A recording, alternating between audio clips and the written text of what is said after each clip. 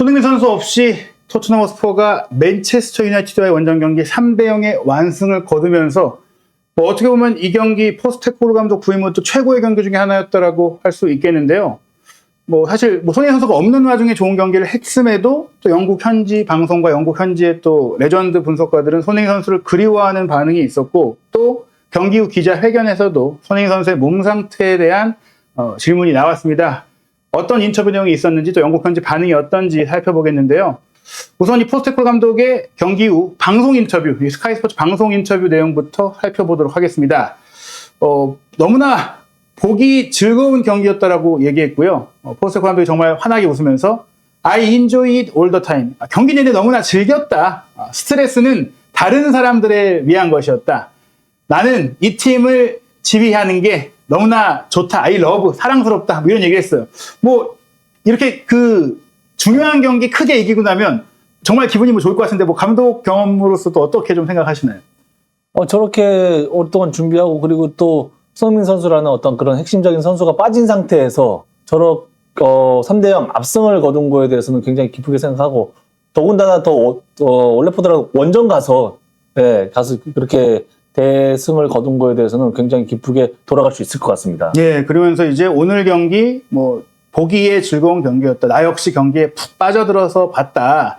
물론 때때로 쉽지 않은 상황도 있었지만, 그래도 우리가 우리 축구의 퀄리티를 즐길 수 있는 그런 경기였고, 우리가 지금까지 얼마나 열심히 훈련했는지를 보여준 것 같다. 우리는 공이 없을 때도 또한 좋은 플레이를 펼쳤다.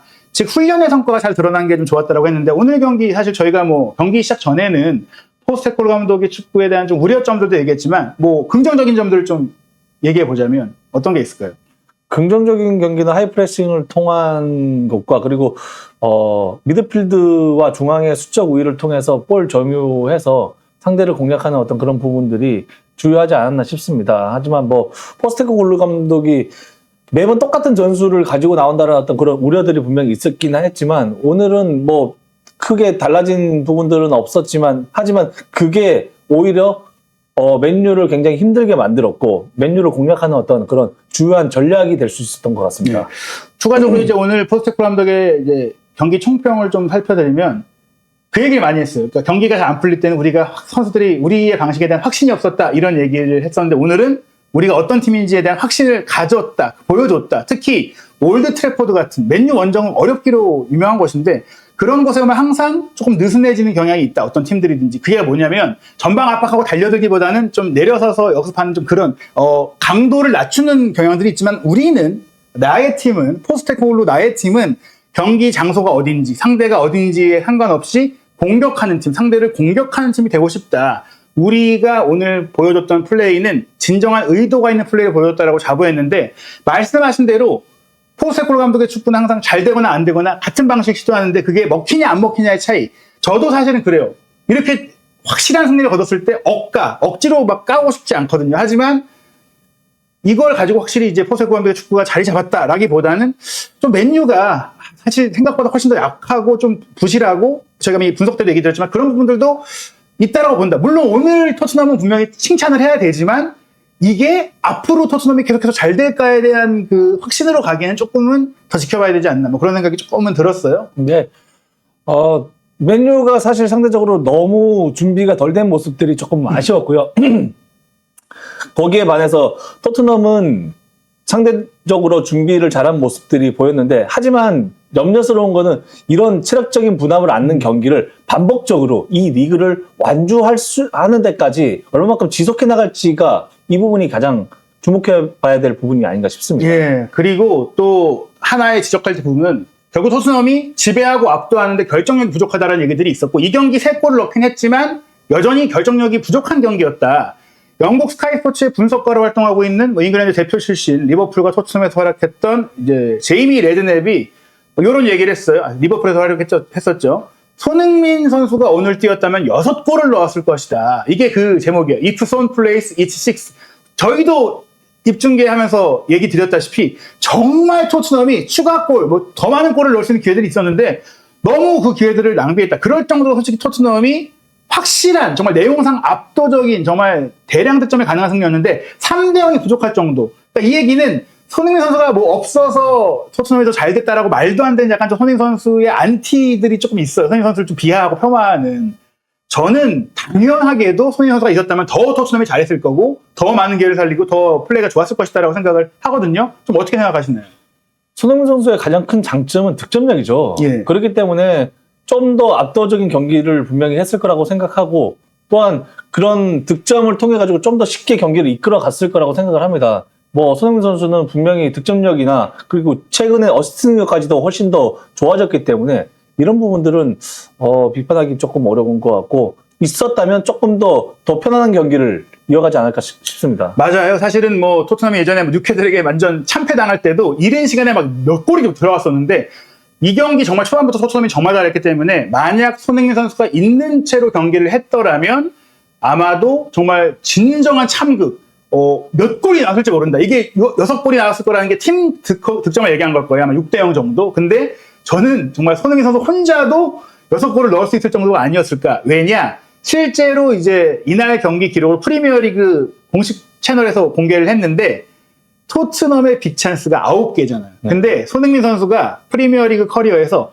빅찬스의 득점 전환율이 굉장히 높고 또 결정력, 그러니까 거의 이런 빅찬스가 아니어도 골을 잘 넣는 선수다 보니까 빅찬스 9개 중에 3개를 골을 넣었잖아요. 그럼 6개를 놓친 거잖아요. 손흥민 선수가 있었다면은 그 빅찬스 6개가 다 성공됐을 수도 있다. 그러면 당연히 뭐 9대0 산술적으로 그냥 얘기 드리면 9대0, 10대0 이런 거 나오는 거는 프리미어리그에서 맨유가 홈에서 진짜 참사가 손흥민 선수가 있었다면 나올 수 있었을 거라는 영국 현지의 분석이 저는 일리가 있다고 생각이 되거든요. 뭐 충분히 그럴 수 있죠. 사실 뭐 빅찬스가 지금은 9개지만 득점이 더 됐다면 빅찬스가 더 생겨날 수 있었을 거거든요. 예. 그렇다면은 득점이 더 많이 이루어졌을 거고 그렇다면 빅찬스의 횟수 또한 더 늘어나지 않았을까 싶습니다. 예, 그러면 뭐 손흥민 선수가 뭐 헤트트릭을 한다거나 도움도 뭐 몇 개 더 추가하면서 정말 뛰었다면 개인 기록에서도 도움이 됐을 것이다. 정말 안타까운 뭐 부상으로 결정을 하게 됐는데 그래서 이날 경기에서 끝나고 나서 기자회견이 이제 진행이 됐어요. 방송 인터뷰는 짧게 진행하고 보통 이제 기자들과 취재 기자들과 앉아서는 좀 길게 이야기를 하게 되는데 영국 현지 기자들도 이걸 물어봤습니다. 이 경기 굉장히 좋았는데 왜 어떻게 3골밖에 못 넣었는지 궁금하지 않으신가요? 이거 좀 사실 크게 이겼지만 결정력 이거 뭐냐? 빅찬스 뭐 어떻게 못해? 사실 이 정도로 압도적인 경기했는데 골이 많이 안 들어가면 사실 감독 입장에서는 아쉬운 게 큰가요? 아니면 그래도 뭐 괜찮다고 생각을 하시나요? 분명히 뭐 승리를 거뒀기 때문에 그 부분에 대해서는 고무적으로 생각하고 하지만 우리가 항상 앞으로의 경기를 준비해야 되는 뭐 과정에 있기 때문에 그 부분을 더 많이 강조를 할 것 같아요. 이를테면 우리가 매번 이런 찬스가 계속 나타나는 거 아니거든요. 네. 그렇다면 타이트한 경기 속에서 한두 개의 어떤 찬스를 가지고 승패가 갈리는 어떤 그런 상황 속에서는 분명히 그 한두 개의 찬스를 살려서 그 승리를 가져와야 되는 어떤 그런 책임이 있기 때문에 그런 부분 더 많이 강조해야 된다고 봅니다. 예, 실제로 이제 포스테코글루 감독도 뭐 그게 뭐 가끔 축구의 특성이다라는 이제 좀 얘기를 했는데 우리가 놓치지 말았어야 할 환상적인 찬스가 몇 번 있긴 했지만 어쨌거나 중요한 것은 그런 기회를 놓친 것을 연연하지 않고 다시 집중했다는 것. 즉 놓쳤을 때 그 마음이 남지 않았다. 사실 이날 경기에 좀 인상적이었던 거기도 해요. 맨유 선수들은 조금 실수가 나오거나 안 좋은 상황이 나오면 거기에 빠져서 이성을 잃고 평정심을 잃고 오히려 경기력이 떨어졌는데 물론 뭐 토트넘이 경기를 더 잘 풀어갔으니까 또 일찍 골이 들어갔기 때문에 그 영향도 있겠지만 토트넘 선수들은 조금 아쉬운 장면이 나와도 그 뒤에 그게 영향을 미치지 않았던 점들이 있고 어떻게 보면 이전 경기들은 또 실제로 기회를 놓쳤을 때 그 다음에 경기력이 좀 안 좋아지는 부분들이 있었는데 오늘은 좀 침착했다 선수들이 뭐 그런 점은 좋았지만 저는 뭐 저였어도 아마 그 결정력에 좀 떨어졌던 부분들은 짚고 넘어가야 되지 않을까. 그래서 뭐 그럼에도 불구하고 또 존슨의 4경기 연속골이나 뭐 솔랑키의 3경기 연속골 이런 것들은 분명히 최전방에서 손흥민 선수가 없어도 분명히 골을 넣을 수 있는 상황들이 되고 또 쿨루셉스키가 뭐 치명적인 역할들을 해준 것들을 보면은 영국 기자들도 이렇게 물어봤어요. 파이널 서드 지역, 이런 지역에서 기대했던 개선의 모퉁이 이제는 이제 좀 살아나고 있는 것 같다. 좋아지는 것 같다라고 얘기를 했거든요. 특히 이제 이 부분에 있어서는 도미닉 솔랑키와 브레넌 존슨의 이름을 구체적으로 언급하면서 포스테코글루 감독도 얘기를 했고 특히 최근 3경기는 도미닉 솔랑키라는 구심점, 진짜 9번의 구심점이 있다라는 그 존재감이 영향을 미쳤다고 했는데 실제로 그런 것 같아요. 확실히 현대 축구에서는 더더욱 이 진짜 9번, 가짜 9번을 통한 티키타카도 중요하지만 진짜 9번을 통한 문전 파괴가 좀 중요하지 않나 싶은데요. 그런 것들이 있을 때 상대가 더 위협을 느끼기도 하고 상대 조직이 흔들리기도 하거든요. 그 흔들린 조직을 통해 가지고 다른 2선에서 10번 선수나 아니면 때로는 7번 선수 이런 선수들이 들어갈 수도 있고 또 때로는 사이드 그 인버티드 풀백을 사용하는 어떤 그런 선수들이 들어가서 거기를 공략을 하는데 9번 선수의 역할은 그래서 굉장히 중요하다고 생각을 합니다. 네, 그래서 사실은 분명히 올 시즌의 토트넘은 저번 시즌의 토트넘보다 좋다라고 생각을 해요. 새로 들어온 유망주들의 퀄리티도 좋은 것도 있지만은 무엇보다 지금까지 케인이 떠난 이후 특히 최전방의 존재감을 보여줄 진짜 9번이 없는 상태에서 솔랑키가 처음 막 왔을 때는 사실 뭐 프리시즌 기간에 부상도 있었다라고 하고 막 왔기 때문에 적응기가 필요했을 거라고 보거든요. 분명 경기를 치르면 치를수록 솔랑키의 장점이 살아나고 있고 그 장점을 다른 선수들도 활용하기 시작했기 때문에 저는 뭐 최근에도 얘기를 드렸지만 손흥민 선수가 솔랑키의 근거리에서 세컨드 톱처럼 뛴다면은 정말 좋은 시너지를 낼 수 있다. 그래서 앞으로 특히 포스테코로 감독의 축구에 있어서 솔랑키가 또 압박을 열심히 해주니까 손흥민 선수의 부담도 좀 덜어지면서 분명 포스테코로 감독의 축구를 더 잘 구현하는 데 있어서 좋은 영입이 됐다고 생각을 합니다. 이날 경기 또 하나의 의미 있는 부분이 토트넘이 강한 팀에 약하고 약한 팀에만 강하다. 특히 빅식스 팀과의 원정 경기에서 한 번도 이기지 못했는데 처음 승리를 거둔 부분들을 이제 의미 있게 얘기하면서 질문이 나왔는데 뭐 일단은 포스테코로 감독은 그런 어떤 상대팀이 중요한 건 아니고 홈인가 원정인가가 중요한 게 아니고 그냥 우리의 축구가 보여주는 게 중요하다고 얘기를 했는데 저는 좀 반대로 저희가 얘기 드렸다시피 오늘 분명히 명성상으로는 강한 팀을 이긴 것은 맞지만 그 팀의 경기력과 전력 자체는 강한 팀으로 보이지 않았다. 좀 그 부분은 우리가 사실 계속해서 얘기하는 것 같아요. 과연 지금 현재 그 빅식스라고 얘기할 수 있을까라는 걸 부분은 정말 좀 캐스턴인 것 같습니다. 네. 물음표인 것 같고, 이거는 다른 팀을 통해서 좀 검증해야 될 필요가 있는 것 같습니다. 지금 현재 맨유의 어떤 그런 경기력이라면, 빅식스라는 어떤 그런 수식어를 쓰기에는 좀 무리수가 있는 것 같습니다. 실제로 뭐 저는 단적으로 봤을 때 뭐 지난 시즌 순위로 보더라도 에스턴 빌라가 저는 맨유보다 더 강하다고 생각을 하고요. 그 외에 뉴캐슬도 예, 맨유보다 강하다고 생각을 하고 그 외에도 사실 다른 중위권 팀과 맨유가 붙었을 때 맨유가 쉽게 이길 수 있을까? 심지어 크리스탈 팰리스와의 경기 물론 이번에 맨유가 잘하긴 했지만 비겼고 저는 사실 맨유가 프리미어리그에서 쉽게 이길 수 있는 경기가 있을까? 뭐 그런 생각이 좀 들 정도예요. 그러니까 하위권 뭐 승격팀 이런 팀들 빼고 정말 꾸준히 프리미어리그에 있는 팀들 경기를 했을 때 맨유가 저는 솔직히 이번 경기로 봤을 때는 토트넘이 맨유를 너무나 잘 요리했다라기보다는 맨유가 너무나 부실해서 지금 실제 순위가 11위인데 정말 올 시즌에 이대로 가다가는 10위 안에 들지 못하는 결과가 나올 수도 있다라고 생각이 들 정도였어요.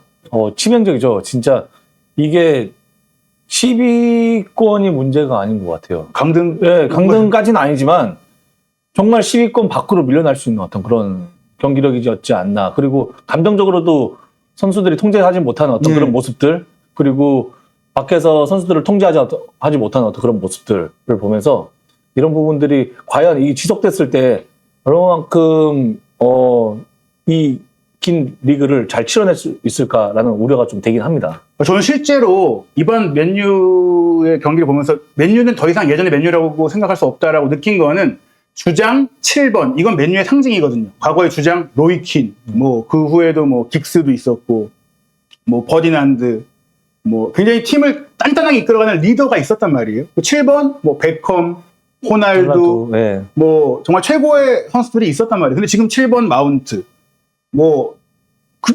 오늘 최악의 플레이어 중에 하나였죠. 그리고 주장 브루노 페르난데스. 물론 브루노 페르난데스는 그나마 맨유에서 퀄리티가 뛰어난 선수인데 불필요한 플레이로 퇴장을 당했단 말이에요. 그리고 경기력 자체도 좋지 않았어요. 즉 이런 선수들이 흔들리는 팀을 오히려 잡아주고 끌고 가고 보여줘야 되는 선수들이 오히려 패배의 원흉이 됐다. 그 얘기 자체는 팀이 거의 진짜 오합지졸이다라는 느낌을 줬기 때문에 더더욱 맨유가 반전할 수 있는 어떤 힘이 안 느껴진다.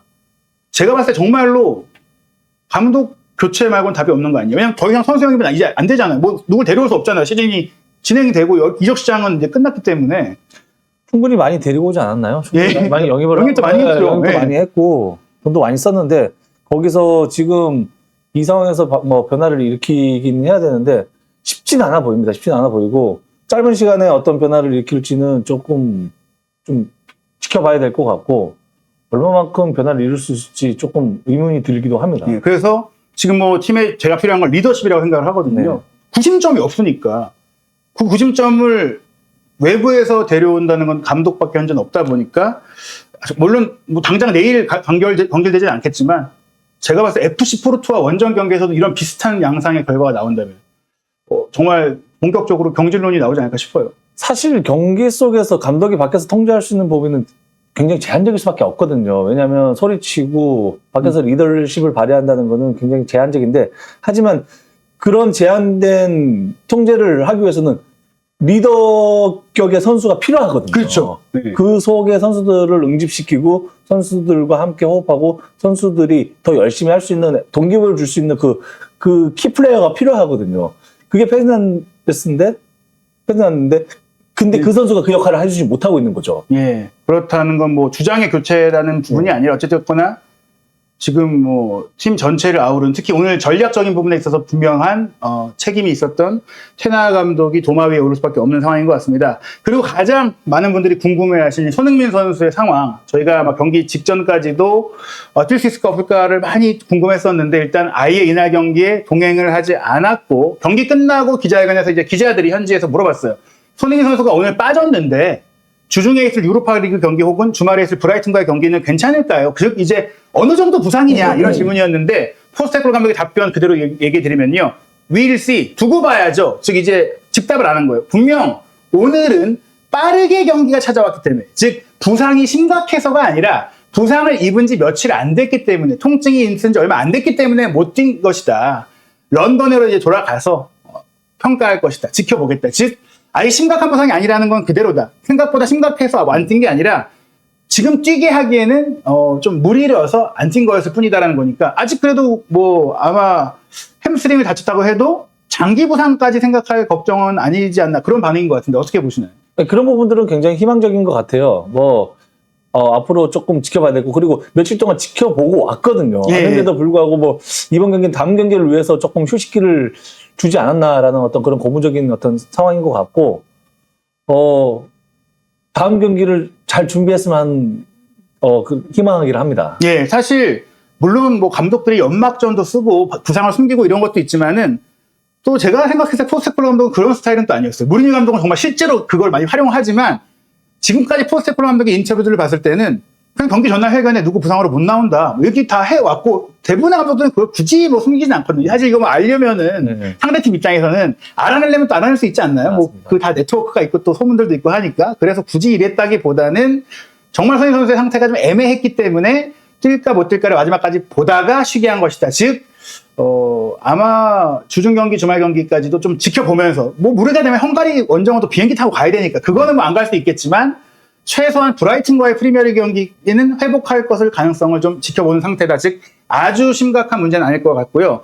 또 걱정됐던 게 우도기 선수도 이날 경기 중에 좀 주저앉았기 때문에 뭐지 했는데 다시 일어나서 뛰다가 하프타임에 나갔는데 질문이 나왔고 대퇴사두근의 뭔가를 느꼈다. 전반전을 마쳤지만 하프타임엔 좀 조심해야 된다고 생각을 해서 바꾼다. 그러니까 이제 부상이 막 발생한 게 아니라 조금 느낌이 이상해서 예방 차원이었다는 건데 이 대퇴사두근이라면 좀 어떤 부상이라고 봐야 될까요? 허벅지 앞쪽 근육인데요. 허벅지 앞쪽 근육에 어떤 무리가 온 것 같은데 근육이라는 게 지금 처음에 딱 느꼈을 때 회복을 한다면 뭐 며칠 안에 금방 회복할 수 있는 어떤 그런 부위인 것 같아요. 하지만 이게 파열이나 더 심한 어떤 그런 상황이 생기면은 더 장기 부상으로 이어질 수 있기 때문에 그래서 예방 차원에서 미리 빼줬던 것 같습니다. 네, 사실 뭐 우도기 선수 같은 경우 유로파리그 경기를 원래 좀 쉴 예정이었는데 드라우신이 갑자기 퇴장을 당하면서 벤 데이비스가 이제 센터백으로 내려오고 그러면서 또 교체에 투입돼서 포스테코글루 감독이 원래는 우도기의 이제 경기 출전 시간을 좀 조절해 주려고 했었는데 그때 생각보다 많이 뛰었다라고 얘기를 또 하면서 이날 경기 물론 근육에 조금 이제 뭔가를 느끼긴 했지만 아니었더라도 어느 정도는 좀 빼줄 생각이었다라는 얘기를 한 것 같아요. 그리고 결과적으로는 토트넘이 일찌감치 크게 리드를 하면서 또 후반전에 많은 선수들을 교체해 줄 수가 있었기 때문에 그래도 이번 맨유 원정은 토트넘이 정말 이런 부상자가 많이 나올 수 있는 체력이 고갈될 수 있는 축구를 하면서도 긍정적인 좀 결과를 좀 나왔다라고 생각이 됩니다. 과연 손흥민 선수의 정확한 진단이 또 어떻게 나올지 아마 제가 봤을 때는 유로파리그 경기를 앞둔 또 사전 기자회견에서 공식적으로 얘기를 하지 않을까 싶은데요. 토트넘의 이 기분 좋은 맨유 원정의 승리가 또 앞으로 이어질 경기에도 또 펼쳐지고 손흥민 선수는 또 어떤 또 일정을 통해 돌아올지 한준TV와 함께 또 확인하시기 바랍니다. 한준TV는 앞으로도 계속해서 또 현재 감독으로 활약하고 계시는 포천 일동중학교의 이동진 감독과 함께 주요 경기들 함께 해설하고 또 소개해 드릴 예정이니까요. 한준TV 구독, 좋아요, 알림 설정으로 새로운 영상들 그리고 라이브 방송들 많이 즐겨주시기 바랍니다. 감사합니다.